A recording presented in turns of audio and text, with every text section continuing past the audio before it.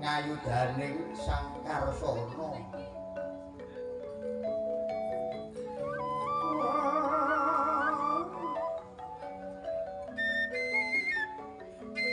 Dasar kawontenan Sang Baladewa. Yen wani aja wedi-wedi, yen wedi aja wani-wani. Dasar pancandraning Sang Baladewa katon melarah abang pindha singguran mripating mentelon kaya coplok-coplok kalingan brabak bang mawinga-winga pindha kembang wara waribang otot ana gulune pating lengker yen ngendikan jerit-jerit kaya potol intil-intile. Wah. Dasar Sang Baladewa boten saged nglampahi nindakake kesabarane satemandung ing kamurkan. Mudang marang kanajoning Sang Baladewa.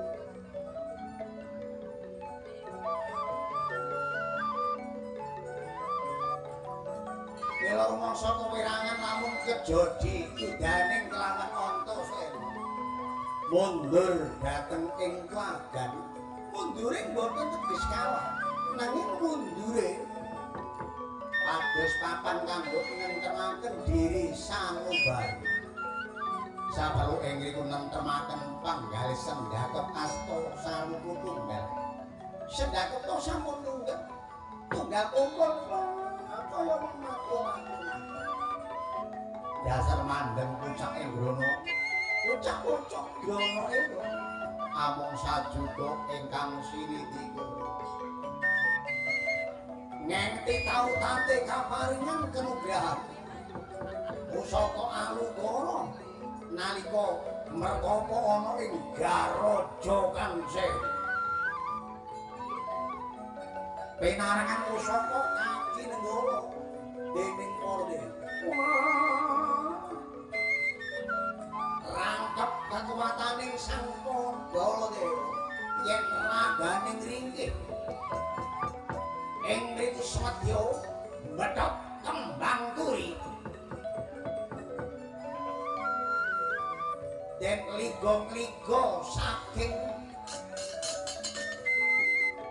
Badoring pusaka maju ana ing payodan guyuk lacak-lacak mandeng pucaking sarana Raden Antasena kecandak astaning Sang Baladewa arsa den tunjepaken Kaki Nenggala nanging tunajukat anggone nunjepaken Raden Antasena ora tumama sawening bangsa landhep prasasat ketul ana ragane Antasena. Diladalah Antasena iki sing kok jaluk wong nonoman ora duwe tuwel sosok Kaki Nenggala tata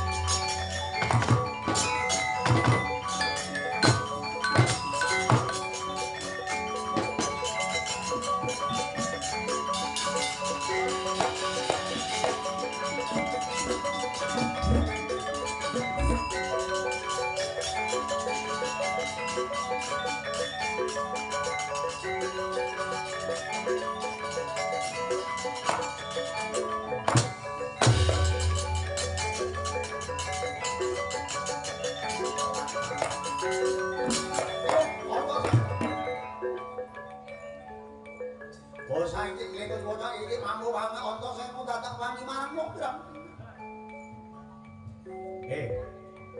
Ngelem-ngelem engko Antasena. Engko ampik kaki nenggolo sosok kaki nenggolo waktu. Pondok kuwi. Bajana wani karo satriya ing bot. Tanah merah Surabaya. Wah, tak sosok bodho kuwi. Lakon ngeligo asli. Foto iki. Maju deh, maju. Maju legane karo tampan ngono, kaki nenggolo waktu.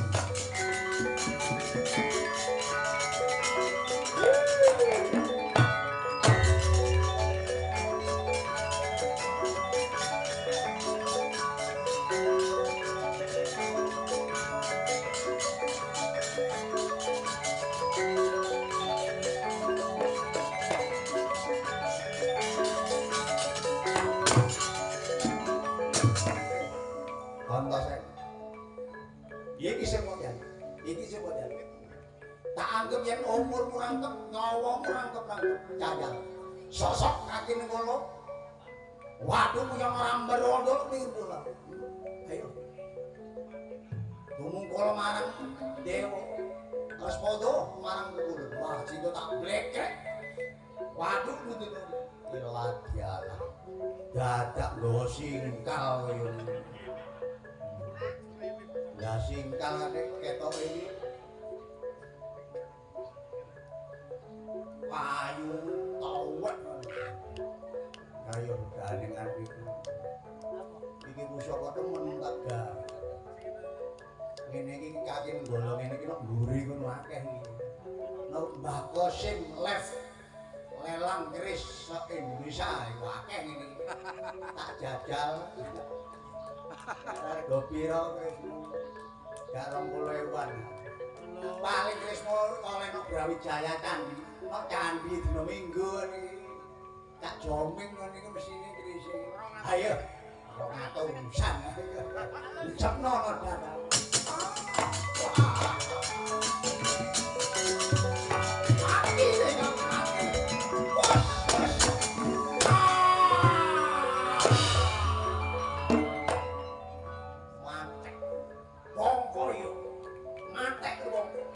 Saka kaki kula kok anggem 200-an tukuno cak joming. Matamu, landhep cemokol. Lelang saka Mbak Kosim bojo pait 3 miliar. Bongkol. Sing matek ya sapa? Aku ilmune colok iso uripane. Lho. Gak apa-apa. Gak bolong. Lho sing kok tunjuk gak bolong, tapi lek mburi iki bolong kok. Ya yen kaya ngono. Tak sundep pusaka ora bodho tak sembah drama ayo tempat rene. Dik pusakamu bogingan ae.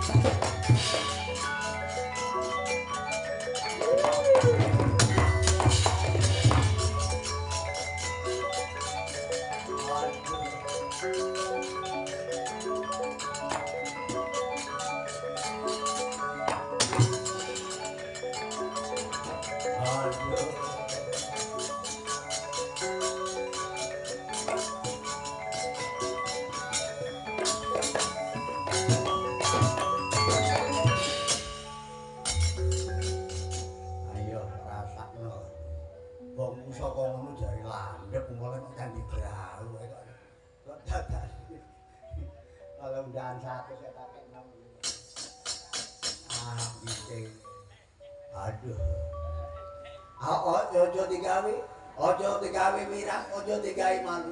Luwih becik aku patenono, luwih becik aku patenono. Kowe kok gampang mateni wong. Wong umur gak melok duwe dadak gampang gompong gawe patining wong liya. Yen kaya mengkono sekiramu gak tak pateni. Mung tak jambak rambutmu kang tengah. Tak bedole sak perangan. Apa kedadian kang ana iki mengko?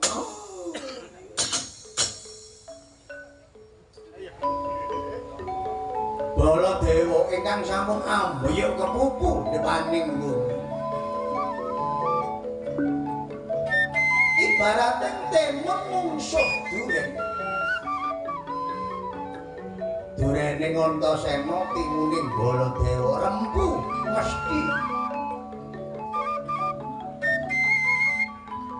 Kacarita Raden Antasena ngedalaken bejijating rambut kang kenceng unyeng-unyenging Baladewa sega den perkes rapet dibundeli kaping pindho dipethut saking bantring Prabu Baladewa badar wigar sejatining Gendruwo Sudameya.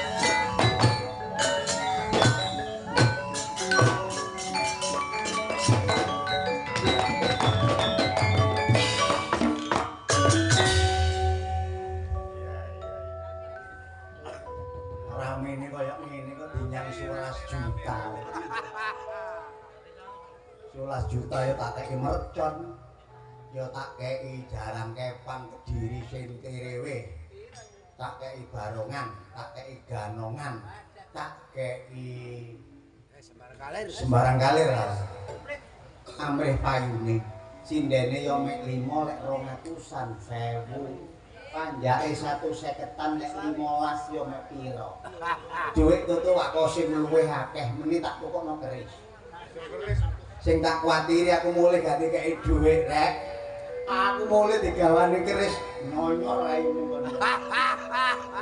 gak bayaran masih keris buri lho tutuk kono Mbak Kosim Pandhawa Cinarita Pamor Nagaraja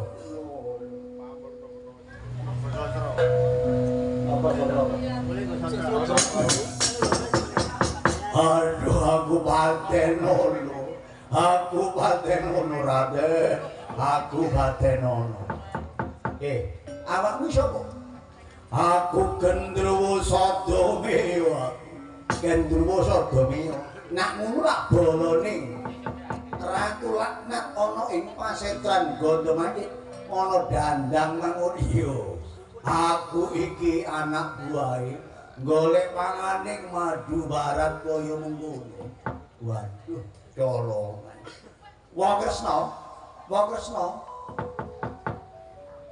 ya apa Antasena iki lho dulur Rika iki tibake Gendruwo dulur Rika iki tibake Gendruwo mangkan lek duwe dulur wis ngati-ati kadang-kadang dulur iso dadi Gendruwo ya kan gak tak gawe pati bali yo nyang dandang manguri tapi aku njaluk aja pisan-pisan ngridu Balaputra Pandhawa yen nganti kon ngridu Balaputra Pandhawa Sodomia lan kratonmu bakal tak ora karit dina semengko. Wah, Raden. Matur nuwun kula tak bali menyang kandhang makmur.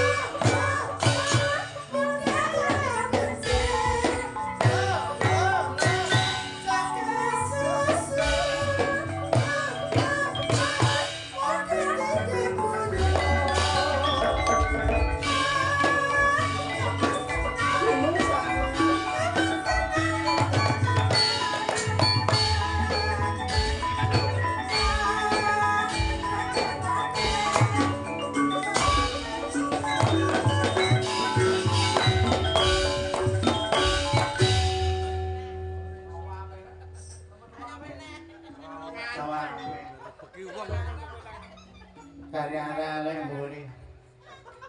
Kalangane munajek rawame yare. Gak rame gak payu nek kono-kono. Wong pancen carine bardi lho carine colok. Munajek wayangane. Tutuk Jawa Tengah, tutuk Jawa Barat barang ya. Ya pancen ya mergo murah iku apa. Antasena. Iya, Wo.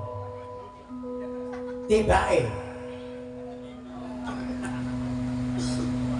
kanganing Diwarawati peteng dedeg lilimunan anane mendung gumpala ampak-ampak wis tak padhangno.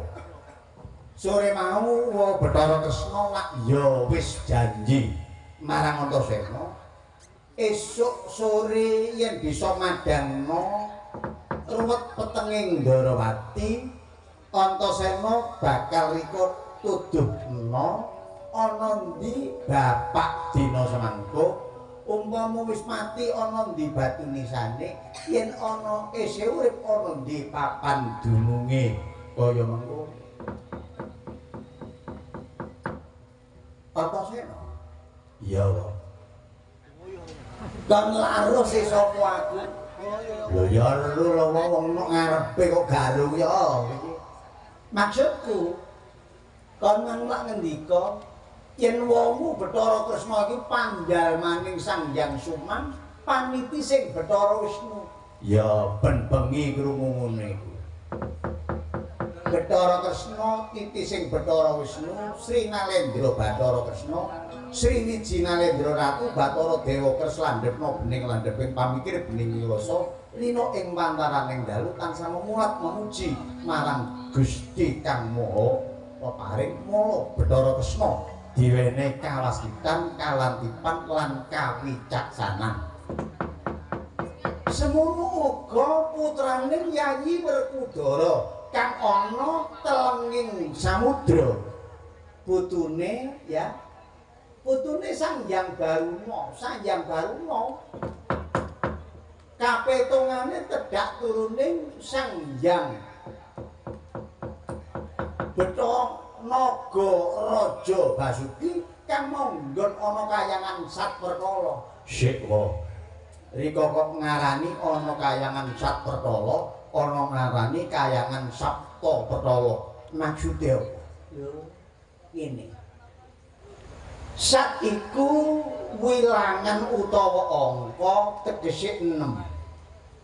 Lah bumi sap 6 sing manggon Sang Hyang Naga Raja Basuki nalika semono ana lakon sesaji naga putraning Prabu Parikesit kang aran Raden Sanjaya kang jumeneng ana negara Yuwastina goleki sapa sing mateni Parikesit dianakna sesaji naga nalika semono.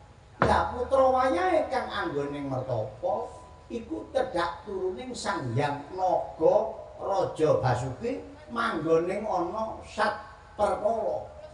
Lho jare bapak lah yo duwe bojo ana nggoning kayangan Sapta Perkala. Sapta iku angka wilangan 7 sing manggon adine Sang Naga Raja Basuki yaiku Sang Hyang Hanantabuga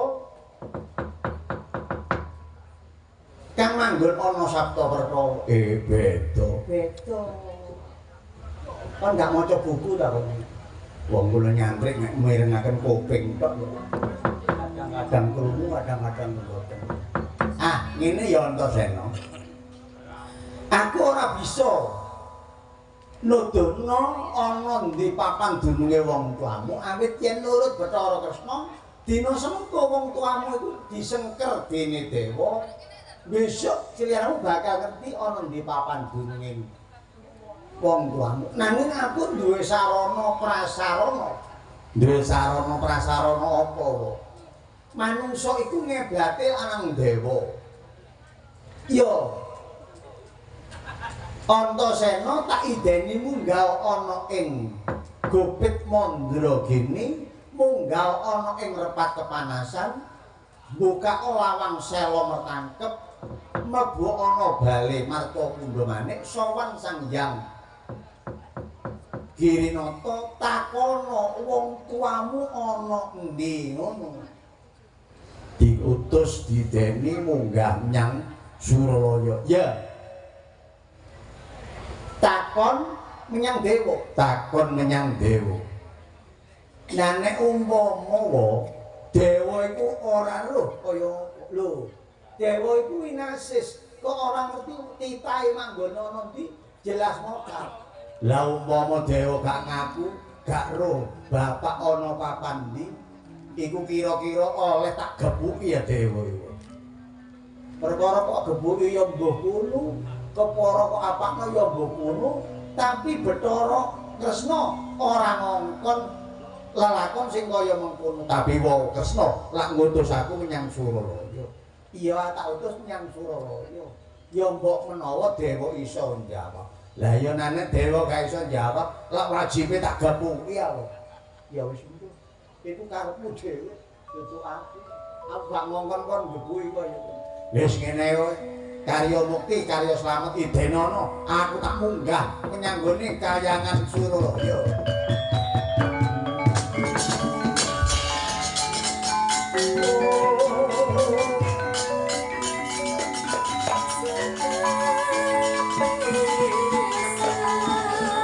karya mukti.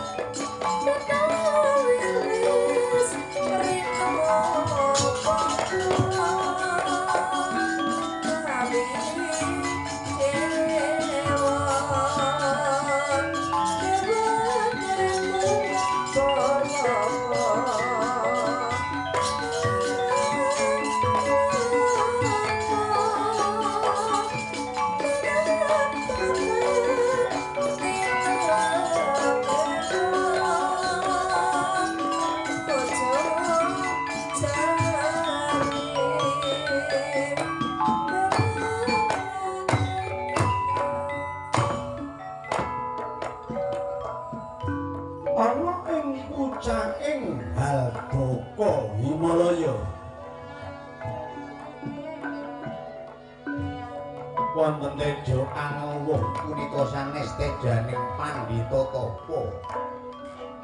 Yekti punika sasana srangananing para dewa. Jagat wetan ramyang jagat kulon maya-maya. Ana cahya kadya ruping damar nanging sunare anelahe dudu soroting Surya Candra Darukar lawan Kartika. Punika ta kayangan ngondar amber dawana paku jamur kataliwarna. Inggih awasta kahyangan ujung giri Kailasa ujung gring Saloka.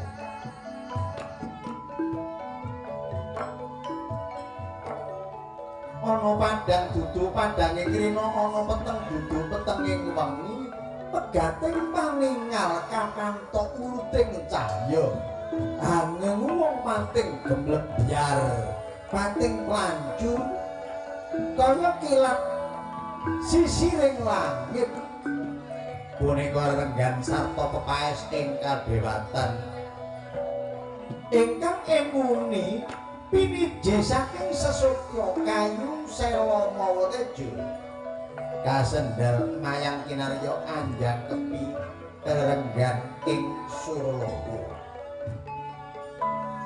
tinon bali araras Marcakunda minangun candhi tinundha talunggak ing Girigara saka guru kayon kang mawa tejo ompak ageng Sela Kartika jerambah linasah akeh linebur naratas prakteng menur pramila katingal smorot Mengku Prabowo siang ratri datang kendhat kinarya pratandha mohong Sekar Kastuba ingkang tinunu wonten luhuring beji kalamun Sekar sami megar tandha wanciraina lamun Sekar sami kesdhep yekti pratandha ing Wanciratri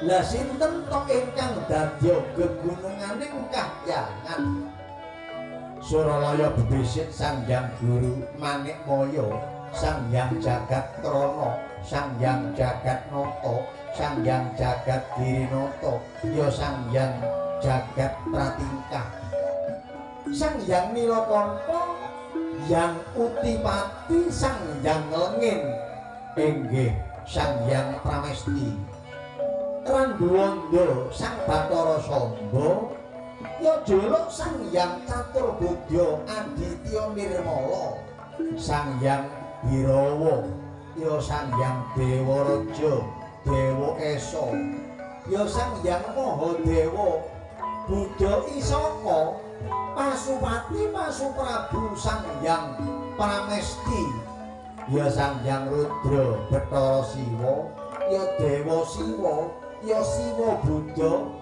inggih bebisik Sang Hyang Nisetsa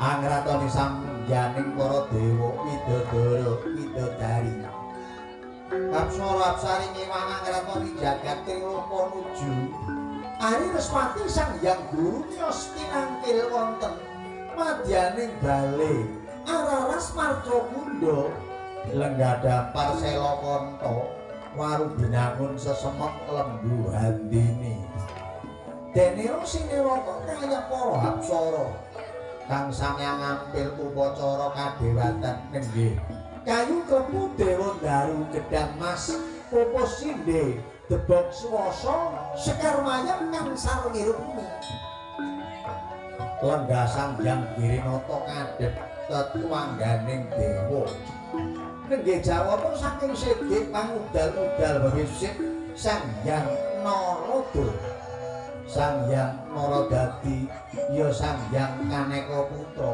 Kaneka Sabda ya Reksi Kanwa Buddha Dewarsi Wantek Gesi ya Resi Hanggara kasambet pisawanira jawata kaendran bebisik Sang Hyang Endra Sang Hyang Sukra Surawati inggih Sang Reksi Upadya lenggah mabuka Sudrarsa Satmakonjem kumungkul mandananing Kusya Santata lenggah Sang Hyang Manikmaya sigra kawedhar sabda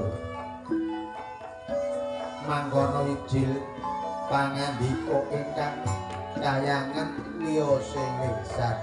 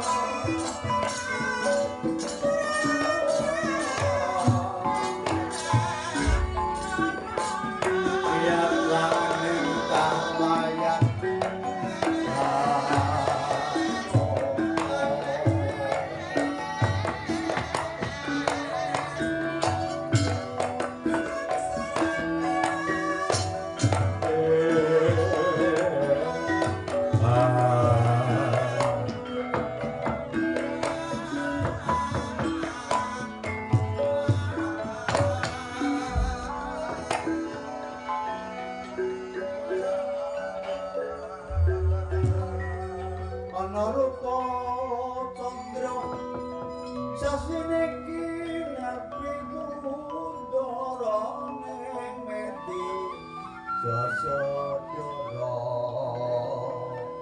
wulan tanggal taun wirsa Pandhawa manembah suwung smedine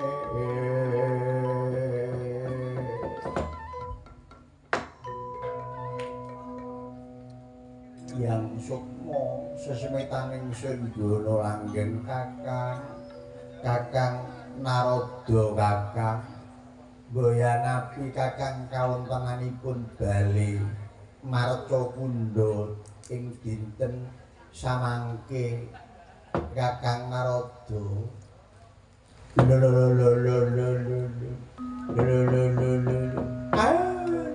dedek wong klawangi bapak pong anake wak sempong mati apa pong legih wak sadi mangan srebeh gak entek dipepe ana ing tempeh weleh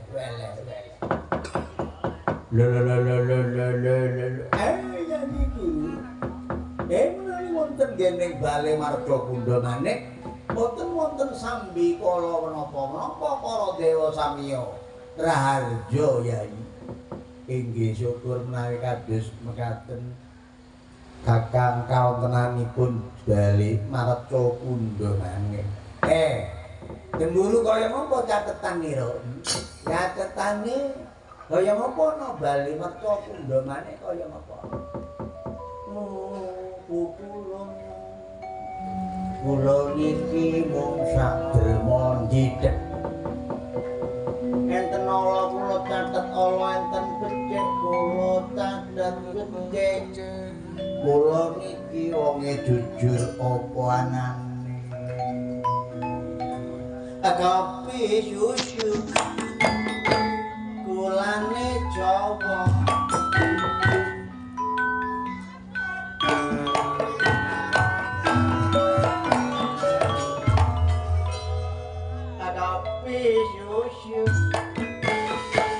Kulane pasien aja kasusu